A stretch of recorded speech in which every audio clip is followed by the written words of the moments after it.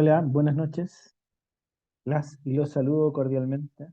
Les doy la bienvenida a nuestra sesión número 3, asociada a nuestro taller de analítica avanzada. En el día de hoy vamos a repasar algunos conceptos claves de la unidad 3. Vamos a ver también algunos ejemplos asociados también al análisis de datos que van a poder apoyar un poco la visión más analítica del desafío, y vamos a repasar también el enfoque de cuáles son las expectativas en el fondo, la tarea que hay que presentar en relación con lo que nosotros tenemos que cumplir con la entrega de la unidad número 3, ¿ok? Así es que, como verán, hoy tenemos eh, varios elementos para poder conversar y particularmente también ver cuáles son los elementos que van a ser considerados en la evaluación en términos de eh, los casos del taller que tienen que presentar ustedes, ¿ok? Entonces, en función de eso, partimos nuestra sesión, ¿ok? Voy a compartir la pantalla. Perfecto. Entonces, lo primero a señalar es que el día de hoy vamos a revisar cuáles son, en mi opinión, lo considerado como conceptos claves que ustedes deberían tener presentes en el momento del estudio de la unidad 3. Vamos a ver un ejercicio práctico y también dejar esbozado o señalado cuál va a ser también la mirada que viene desde la unidad número 4. ¿Ok? Ya nos falta poco, estamos avanzados más de la mitad del taller, que a estas alturas ya han aparecido varios conceptos que empiezan a ayudarnos a tomar forma acerca de cómo nosotros podemos dar una visión desde la analítica. ¿Ok? Partimos con lo que en mi opinión debería ser relevante en términos de los diseños de la unidad número 3, ¿ok? Entonces, comentar de que en el caso de eh, lo que nosotros conocemos como diseño de informática, vamos a tener un componente de 6 pilares, por llamarlos así, acerca de cómo en el fondo la organización se nutre de el diseño para efectos de encontrar soluciones en términos de dar respuesta a los distintos escenarios que se plantean en base con el uso integrado de la tecnología. Entonces, he aquí una primera sugerencia en términos de entender de que cuando se habla de estos diseños de informática, se piensa en una estrategia vista desde una mirada integradora, ¿ok? En aquello donde hay distintos elementos, tanto relacionados con hardware, que es la parte más dura en términos de la disponibilidad de tecnología, como también del software. Y como tercer elemento, yo pudiese señalar que tiene que ver también con las capacidades de la utilización de la tecnología. Entonces, estos 6 pilares que yo les comento que se indican acá en esta presentación, parten desde la definición de la arquitectura de hardware y software, ¿ok? Entonces, llevan de la mano estos dos elementos. Entonces, en el primer caso, eh, indicar de que esto que conocemos como arquitectura eh, tiene considerado, por lo tanto, lo pudiéramos comparar con el diseño de una casa. Vamos a tener los planos acerca de la construcción, de la materialidad y de dónde se va a ver emplazada esta propiedad, ¿ok? Y por otro lado está un poco esa existencia física, que va más allá de los planos, que está basada en elementos físicos, ¿cierto? Como los pilares de la casa, eh, los elementos más asociados como eh, el techo, las ventanas, etcétera. Entonces, toda esa materialidad se complementa acerca de, en el fondo, esta doble visión, desde el diseño, donde hay una pauta, y esa pauta sigue estándares muy específicos. La idea de que, por ejemplo, un técnico pueda ejecutar y llevar a cabo el diseño de un plan es porque en realidad existe un lenguaje común entre uno y otro, ¿cierto? Hay una persona o un grupo de personas que tienen las capacidades técnicas para poder dar cuenta de una visión en términos de diseño, de materialidad, de cálculos determinados que hacen y dan forma a lo que en un futuro cercano va a ser la casa que estamos comentando.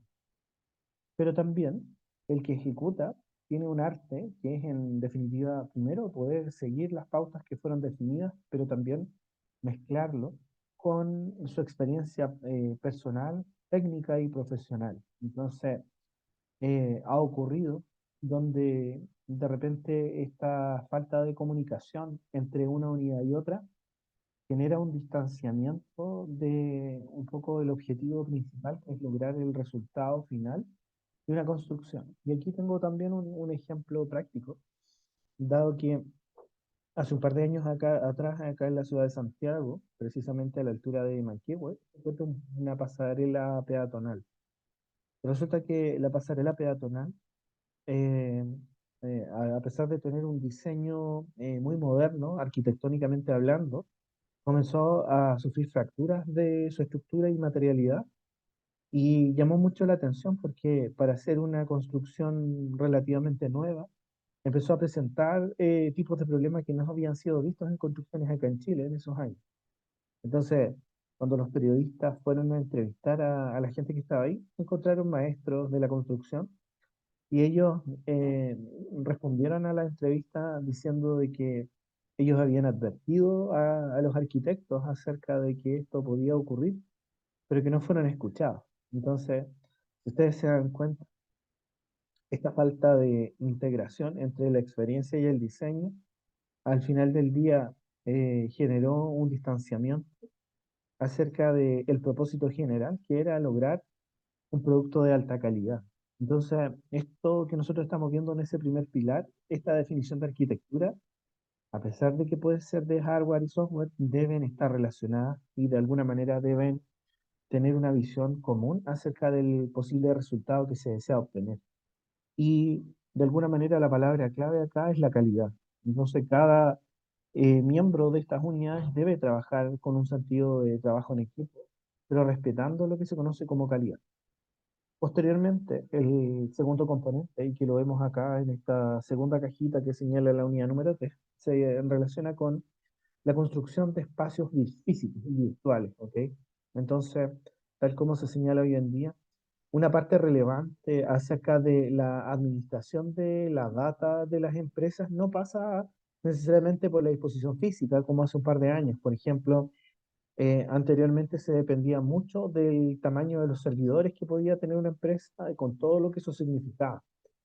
Y hoy en día se da paso un poco a la tercerización de servicios, como los que prestan, por ejemplo, los grandes proveedores locales, en el caso de Chile, como Claro, GTD, Entel y también la nube que ofrece en este caso Microsoft a través de sus plataformas de Azure y también de Google.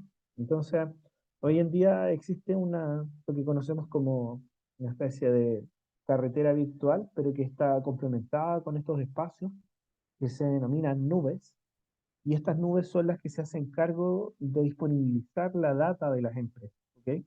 Entonces, hoy en día, estos arquitectos y este servicio de arquitectura también pasa por, en el fondo, construir en espacios donde ya no hay materialidad, donde no hay bodegas, donde no hay necesidad de tener aire acondicionado, por ejemplo, para que se enfríen los servidores, o de tener motores de respaldo para que puedan eh, proporcionar electricidad en caso de que corte la electricidad.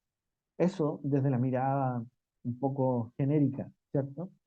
Pero resulta que también ocurren cosas en el día a día y que también nos deben hacer reflexionar acerca de lo que puede pasar en un futuro cercano con la existencia y la toma de decisiones de estos espacios virtuales. ¿Ok? Entonces, voy a compartir una noticia reciente a propósito de lo que estoy comentando em,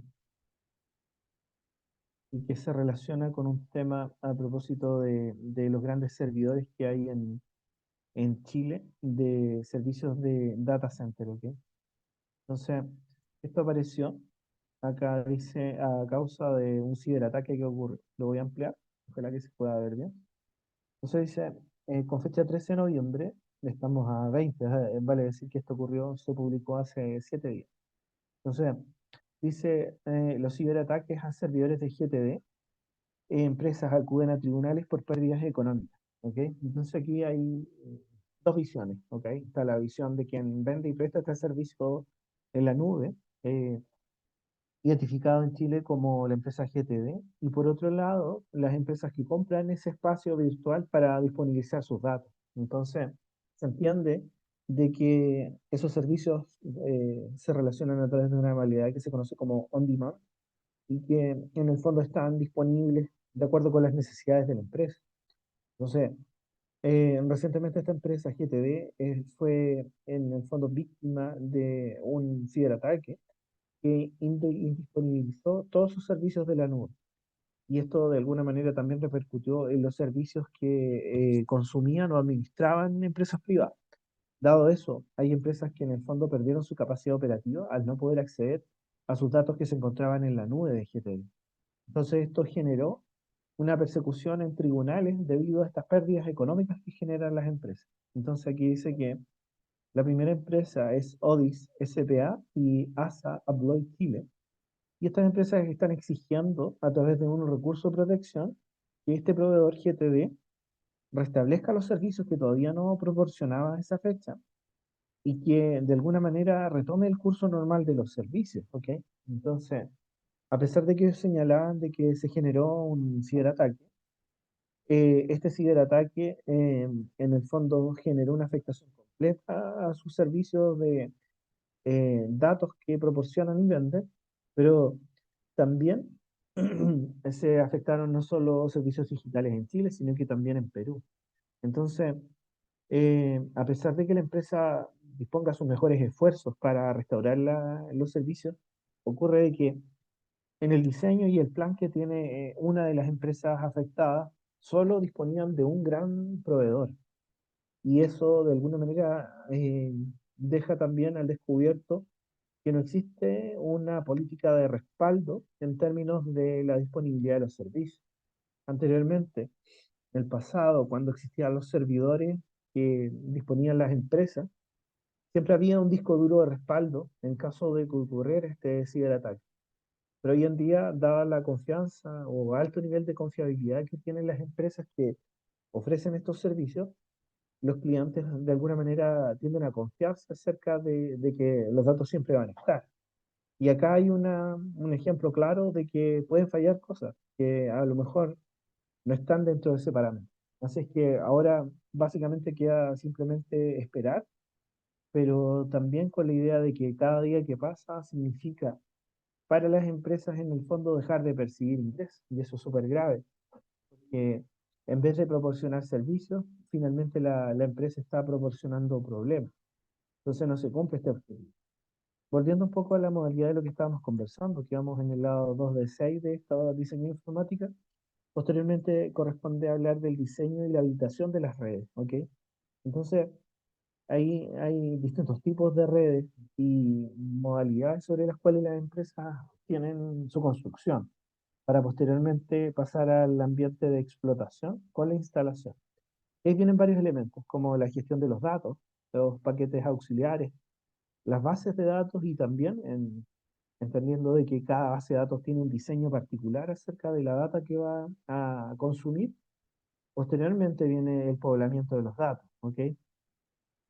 Dentro del el penúltimo componente que encontramos nosotros en el diseño informática se encuentra la instalación del ambiente de análisis. Y acá se habla de herramientas de análisis con paquetes auxiliares. También se comparan los tipos de herramientas. Y en este caso también hay situaciones que ocurren tanto en el front-end, es decir, que en lo que ve el cliente, como el back-end, o en el fondo detrás del escritorio, o de que lo que la empresa en el fondo articula para posteriormente desentramarlo en una forma de servicio. ¿Ok? Entonces, estos son sin duda los componentes más relevantes que señala la unidad número 3 acerca del diseño. Entonces, como verán, pasa en primera instancia por la arquitectura, tanto de hardware, lo físico, como lo de software, lo tecnológico también, la construcción de espacios físicos y virtuales, como ya comentábamos, dada la existencia de estos modelos, la habilitación de redes, la instalación de este ambiente de explotación, considerando también desde dónde se consume, dónde se alojan los datos y también dentro de la estructura de cómo estas bases de datos se empiezan a poblar. Posteriormente, la instalación de los ambientes de análisis y finalmente la instalación de elementos asociados al proyecto, con, manteniendo estas herramientas de análisis. Entonces, como resultado de aprendizaje, en el fondo se busca que usted sea capaz de crear una red computacional que considere los requerimientos del esquema del modelamiento de solución analítica avanzada en el contexto de una problemática institucional. Entonces, este es un ejercicio bien integrador y que tiene varios elementos. Entonces, como verán, tenemos la parte de hardware y software, la construcción de los espacios virtuales, el tipo de redes, el ambiente de explotación y posteriormente viene el análisis desde la perspectiva de las herramientas de análisis. Entonces, eh, recordar también de que el objetivo fundamental del Business Intelligence referido al uso de las estrategias para transformar cantidades de datos en conocimiento y que al final del día permite mejorar el proceso asociado a la toma de decisiones dentro de la organización. Entonces, aquí hay un ciclo en términos de que este transcurre desde la visión estratégica para la transformación de los datos en conocimiento. Entonces, hoy en día es el nuevo oro, cómo se conoce y reconoce el rol de los datos dentro de las organizaciones, ¿cierto? Aquellas empresas o organizaciones que son capaces de, en el fondo, darle sentido a la data que ellos están acumulando, les permite una mejor comprensión del tipo de negocio y también abrir nuevas oportunidades de negocio, ¿ok?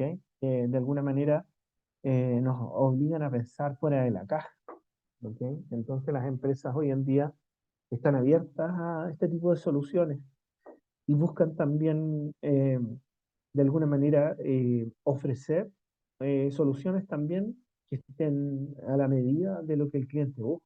Entonces, al final del día, entramos a lo que se conoce como inteligencia de negocios, ¿cierto?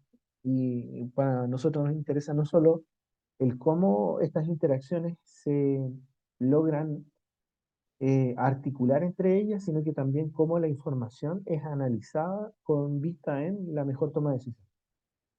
Entonces, hay una pregunta relevante que aparece en torno a la unidad número 3 y se relaciona con si se pueden generar diferencias significativas. Entonces, una de las cosas que podemos decir es que efectivamente se pueden generar diferencias significativas con otras empresas en términos de la captación de información interna como externa y también a través de información en el fondo de última tendencia a la que pueden acceder las empresas. Entonces, esta capacidad de análisis sin duda presenta un nuevo esquema dentro del contexto de las empresas. Entonces, eh, también se habla de cómo las empresas logran adquirir información que proviene de fuentes externas y también internas. Entonces, esta combinación de flujos de información se ve representada en forma de procesos dentro de la empresa. Y sin duda, una organización que tiene procesos modelados está un paso adelante en términos del business intelligence, de poder darle forma a la data que se está generando. ¿Ok? Entonces, ahí hay una primera reflexión acerca de esto.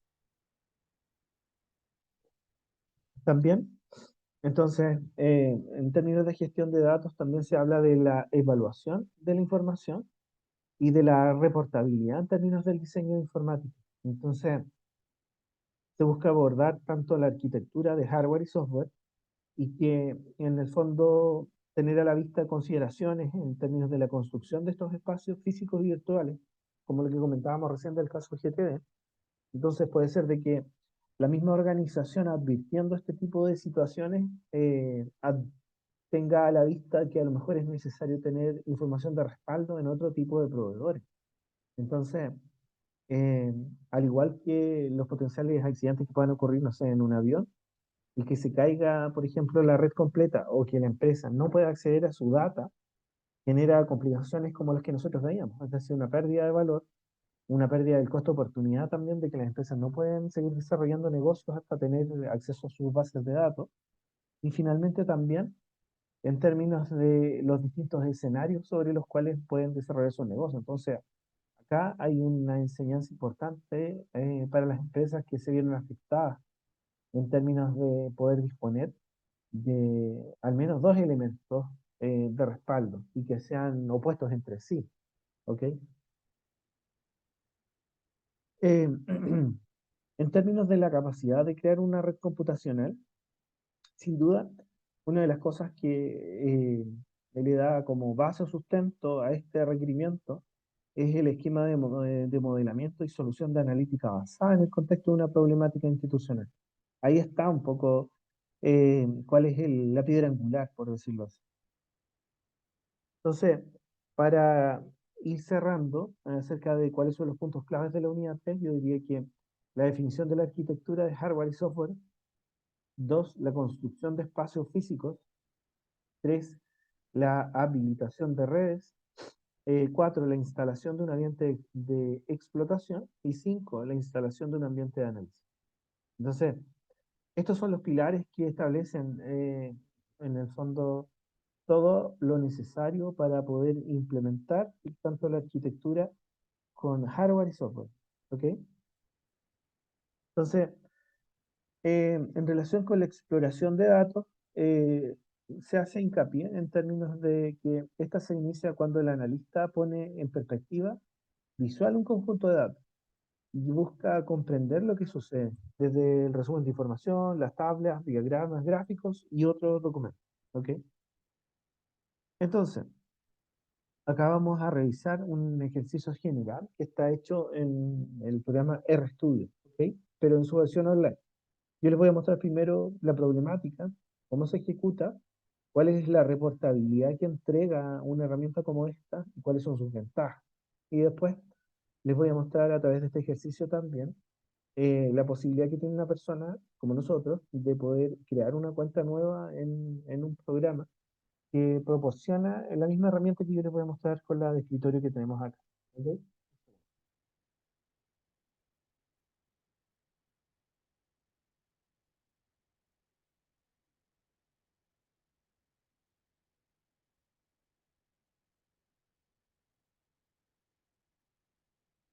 Ok, entonces, en este caso, lo que estamos viendo es un entorno de trabajo del programa RStudio. Ustedes recordarán, en la parte analítica, uno de los programas más recomendados que aparece en nuestra materia es lo relativo a RStudio. ¿Ok? Entonces, recordamos acá que, por ejemplo, en el punto 5.1 se habla de las herramientas de análisis. ¿Ok? Entonces se indica de que este tipo de herramientas como SPSS, por ejemplo, brinda la posibilidad de acceder a bases de datos presentados desde distintos orígenes. Entonces, la idea de esto es presentar análisis único, multivariado, análisis descriptivo, explicativo y la gestión y visualización de los datos. Entonces, sin duda hay otras herramientas como por ejemplo Excel, que nunca se queda atrás en términos de los desarrollos que tiene, pero sin duda su capacidad es hasta el momento acotada en comparación con estas otras herramientas que aparecen mencionadas en la unidad número 3. Entonces, está, hay distintas opciones, pero sin duda en la medida en que los usuarios dependan de acceso a mucha data, Excel de alguna manera es una herramienta eh, buena, pero que se limita en términos de la información a la que se puede acceder, ¿ok? Ah,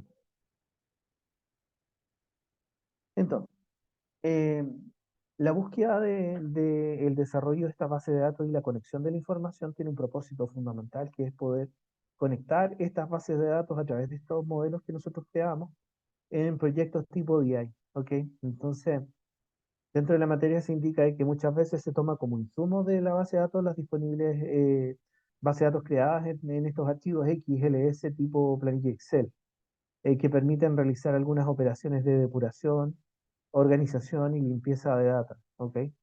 Ese es un poco el rol que ejerce eh, Excel junto con otras herramientas. Entonces se nombra en la materia SPSS Stata y paquetes auxiliares que se conocen como Python y también R o RStudio. Entonces, sin duda hay una cantidad bien amplia de distintas herramientas tecnológicas, pero en mi caso yo me quedo con la última, que es RStudio, y ahí indica de que eh, de R Foundation for Statistical Computing es en el fondo una entrega gratuita, ¿ok? Y esta entrega gratuita funciona en la modalidad de software, que también tiene una visión de trabajo como proyecto colaborativo.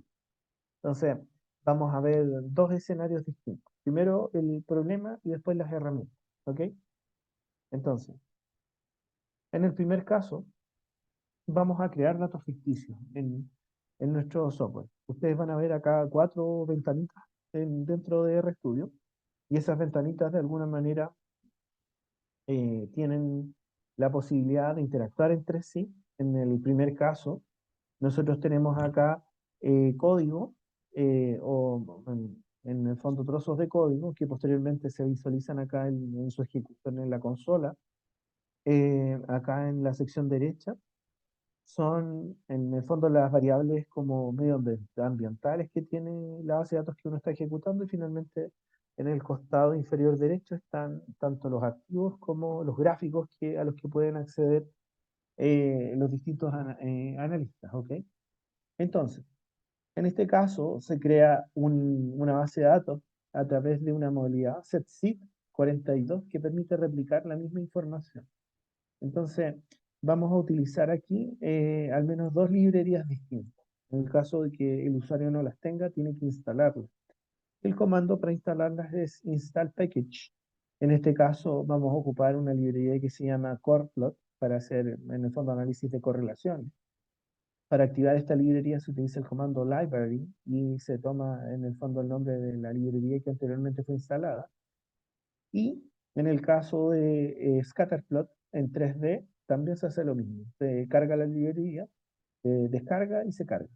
Se descarga hacia el equipo local y posteriormente se activa acá en este entorno a través de este trozo de código. Entonces aquí lo que vamos a hacer es que vamos a generar 100 observaciones y esas observaciones van a estar en una variable que se llama ID o ID cliente.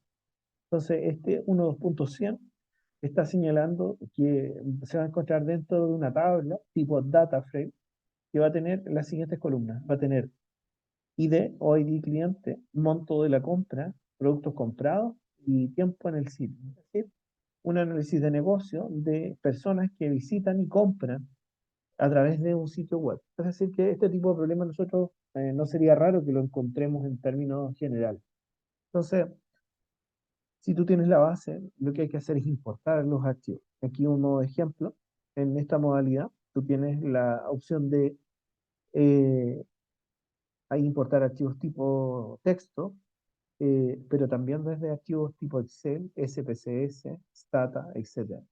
Entonces, lo mismo que me aparece mencionado en la materia, esta interacción efectivamente es correcta. Es así, están disponibles, por lo tanto una persona no necesariamente necesita inventar los datos, sino que puede directamente accesarlos a través de la base de datos local o incluso online a través de la dirección web donde se encuentra. Aquí hacemos cuenta de que se creó el data frame con las 100 observaciones, ejecutamos este trozo de código y vamos a visualizar lo siguiente. Entonces dice que este data frame tiene 100 observaciones, tiene cuatro variables, algunas con números enteros y otras de valores numéricos. Entonces dice el ID del cliente, cuál ha sido el monto de la compra, cuáles son los productos comprados y cuánto tiempo pasó la persona en el sitio. Entonces ese es el levantamiento. Como verán, es simple porque tiene solo cuatro variables, tiene pocos datos, 100 alrededor, pero que en su conjunto nos van a permitir hacer un análisis como genérico acerca de las herramientas de análisis. ¿Ok? Entonces luego vamos a visualizar lo que está dentro de el archivo y en este caso tenemos el ID, el monto, los productos y el tiempo en el sitio. Entonces, A continuación, nosotros sacamos un informe de análisis de estadísticas descriptivas para la variable clan. Y para eso se utiliza el comando summary. Y tomamos desde el data frame compras, que es el que acabamos de crear, se viene a buscar el monto de compra. Y posteriormente se accede a productos comprados, ¿ok? Y finalmente el tiempo en el sitio, que también tiene una característica particular. Dice que el valor mínimo es 5, el máximo es 60 en términos de tiempo, es decir, que hasta una hora una persona pudiese pasar ahí. Y hay un registro de 100 personas. Son todos datos ficticios.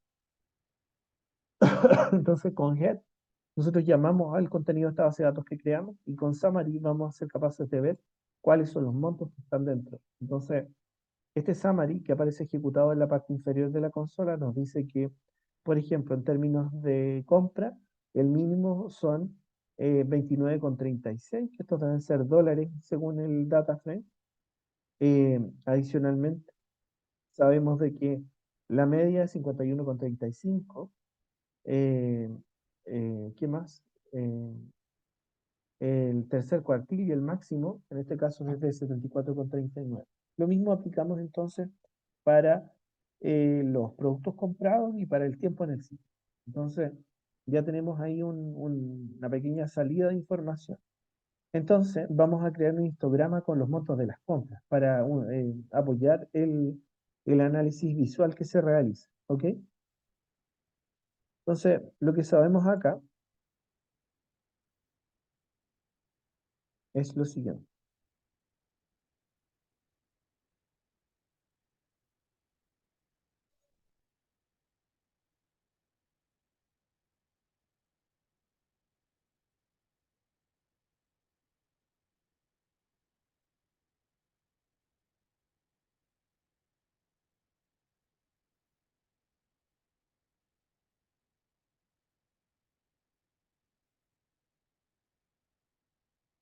Ok, entonces tenemos lo siguiente.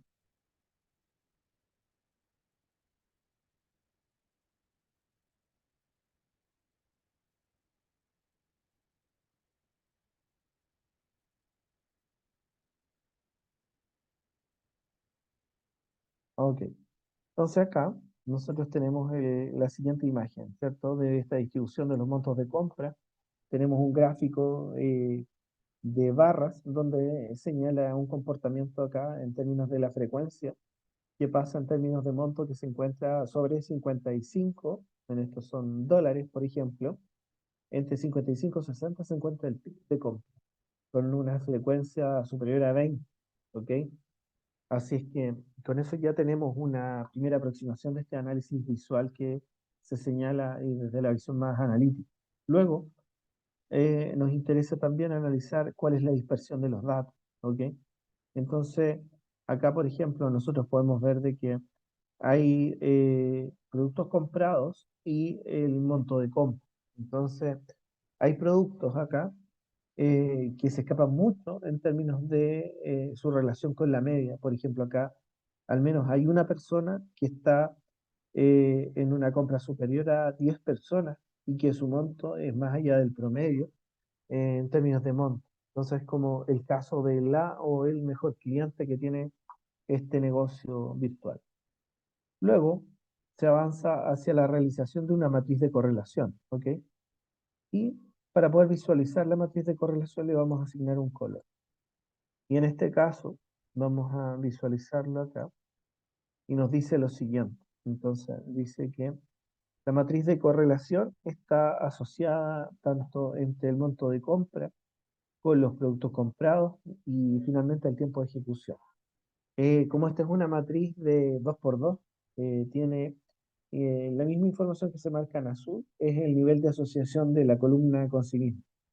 Entonces, los productos comprados versus el monto de compra, hay un nivel de asociación alta entre esas dos variables y también entre el monto de compra y el tiempo en el sitio. ¿Ok? Entonces, una de las primeras como conclusiones a las que podemos acceder es que pareciera ser que las personas que pasan más tiempo en el sitio son las que terminan gastando más en nuestros productos. ¿Ok? Finalmente, vamos a usar una de las técnicas conocidas como de Machine Learning, asociada a un algoritmo que se llama Canvas. ¿Ok? Este algoritmo nos permite, en el fondo, llevar a cabo un análisis eh, en el fondo, las compras realizadas en estas variables. ¿Ok? Luego, eh, buscamos la visualización. A ver si ya lo vemos.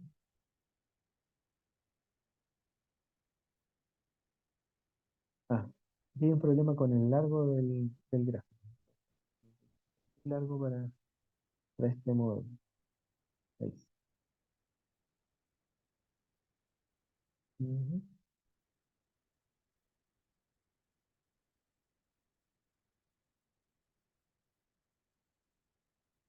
Ya. Ok, pero de alguna manera ya con esto tenemos una visión genérica acerca del tratamiento de los datos, que es lo que a nosotros nos interesa.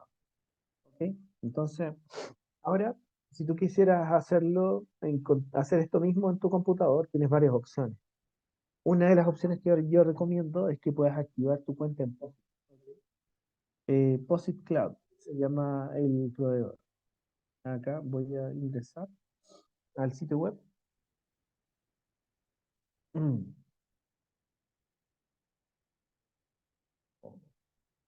Entonces, cuando tú googleas POSIT Cloud, te va a llevar a la primera opción. Acá, como verán, esto está pensado para ciencia de datos también, pero pueden copiar fácilmente los segmentos o los trozos de código que estábamos revisando recién. Entonces dice que es un intercambio libre, gratis por decirlo así, y que anteriormente este POSIT se conocía como RStudio Cloud. Este mismo RStudio que yo tengo acá en el computador en físico.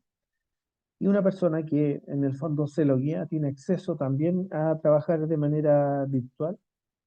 Eh, Como ustedes pueden ver, hay distintos planes y todo lo demás, pero tienes acceso gratuito. Dice, por mínimo un miembro, puedes cargar hasta 25 proyectos. Las horas computacionales que te asignan son hasta 25. Tiene en RAM 1 GB. Eh, ¿Qué más? Eso, evidentemente los otros planes son mucho más generosos en términos de la cantidad de gigas que tiene, pero para el propósito que nosotros necesitamos, hasta ahí está funcionando perfectamente. Con tu cuenta de Gmail te puedes loguear y llegas acá a esta ventanita. Acá. Eh,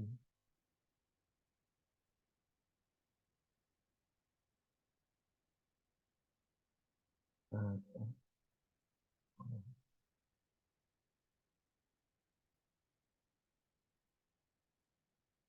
Entonces, ustedes llegan acá a un entorno como este.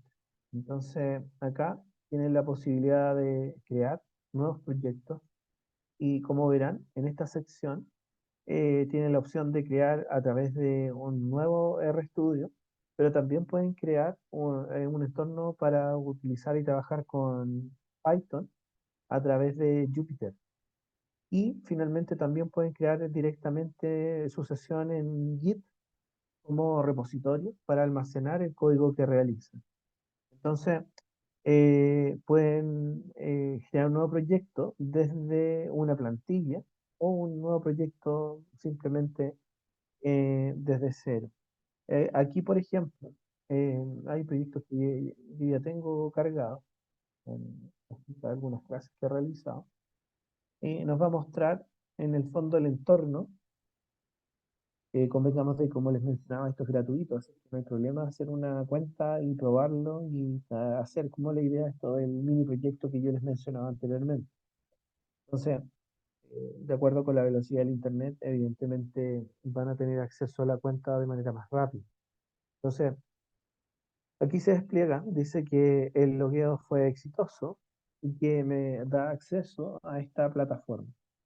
Entonces, en la parte superior de esta barra, como ven, eh, acá yo estaba trabajando en unos gráficos hace un tiempo atrás, con tablas de distribución de frecuencia y todo, bueno, paso a paso.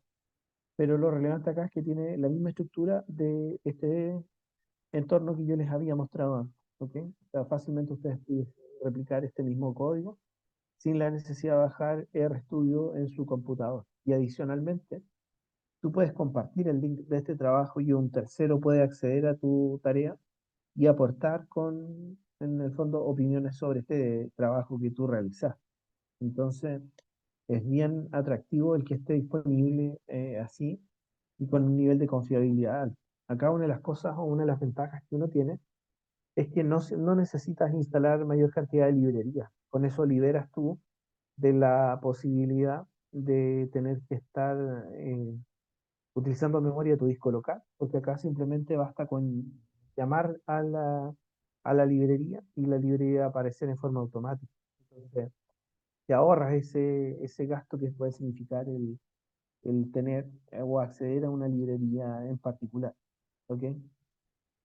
Y entonces lo que yo les dejo acá en este detalle es eso, de cómo accedes a la cuenta eh, a través de la cuenta de POSIT de RStudio, el mismo acceso al entorno que recién les mostré, la forma en la que ustedes pueden ejecutar código y posteriormente aparece este entorno del escritorio que nosotros trabajamos, ¿ok? El día de hoy.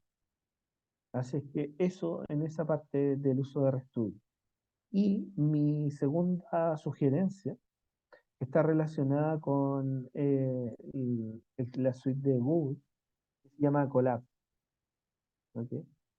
O Colab o Colaboratory. Entonces, acá también ustedes eh, em, acceden a través de su cuenta de, de Gmail. Acá, por ejemplo, nos da acceso a los entornos que nosotros tenemos y vamos a poder acceder. Entonces, acá hay una muy buena experiencia acerca de esta herramienta. Como verán, es más simple, tiene menos pasos, es claro también su ejecución y tú puedes acceder tanto a GitHub publicando contenido, eh, también tienes acceso a Google Drive y también a un nuevo notebook donde puedes generar distintos tipos de código. ¿Ok? Acá se está cargando. Como verán, esto está relacionado directamente con la cuenta de Gmail y eso es una ventaja. ¿Ok?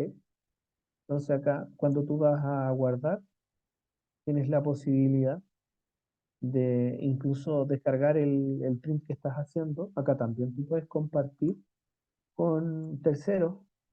Es bien simple, como verán, es más simple que incluso compartir un correo. Dices a quién quieres agregar y aquí vas a estar listo para poder trabajar en este entorno de ejecución. ¿Ok? Entonces, tú puedes ir ejecutando celda por celda o puedes ejecutar todo el código y en definitiva, esta herramienta también te puede ayudar a hacer estos reportes que necesitas para cumplir con el desafío. ¿Ok? Ya para ir cerrando, en el fondo, va a hacer una revisión simple de los contenidos también de la PPT, perdón, de la materia que ustedes deben haber revisado también para enfrentar adecuadamente eh, el desafío que tienen que cumplir. Aquí hay un recordatorio que dice que, aunque la versión del programa no es muy amigable, se han desarrollado soluciones gratuitas que cuentan con una máscara que actúa como una interfaz amigable entre el usuario y el entorno de codificación. Eso ya es como también una ventaja. ¿Qué ventajas tiene el software R sobre el cual nosotros recién trabajamos? Entonces dice, en el caso de R, trabaja bajo la modalidad de sintaxis, de que no se emplean botones para realizar análisis, sino que se escriben las instrucciones, tal como lo hicimos. Se permite replicar, y lo que permite que cualquier persona pueda tomar el código base y replicarlo de manera exacta. Es eficiente, ya que en condiciones de trabajo continuo, la sintaxis presentará un incremento exponencial en la eficacia. Por ejemplo, dice, si hacemos calcular la medida aritmética de un conjunto de datos bajo una modalidad de uso de botones, debemos digitar al menos 5 pasos para llegar al resultado. Y dice, si miramos otro escenario en el uso de la sintaxis, para el mismo caso, se tiende a minorar la realización de tales tareas, pues puede llegar a tratarse de una sola línea de comando. ¿Ok?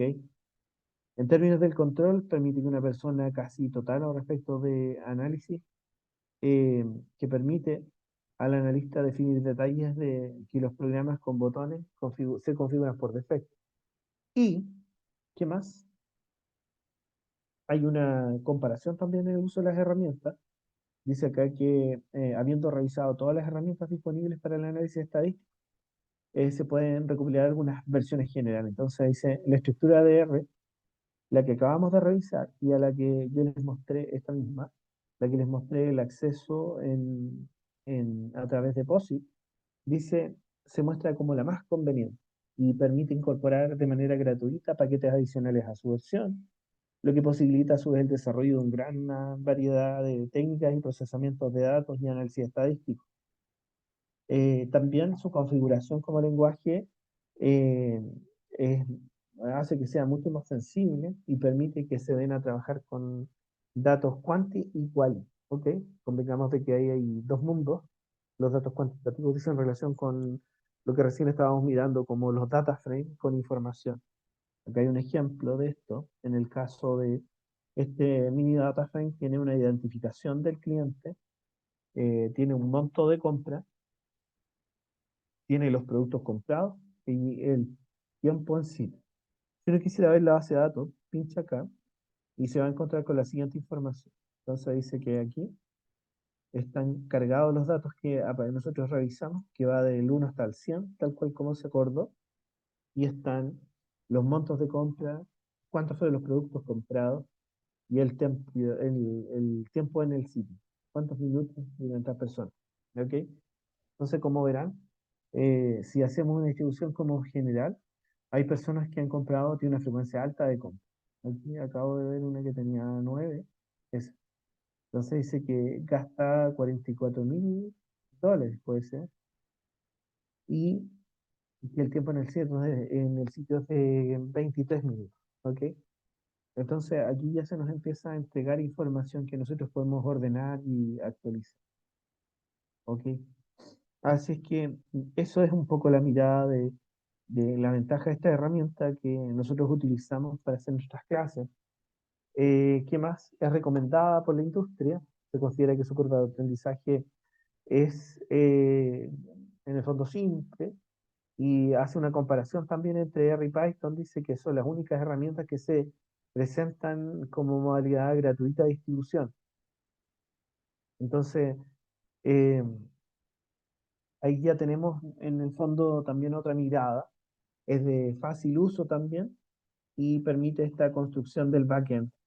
Por lo tanto, siguiendo esta escalerita de sugerencias, dice funciones que simplifiquen el proceso de desarrollo, acciones de lógica, conexión con los datos y uso de las librerías del servidor web. ¿Ok?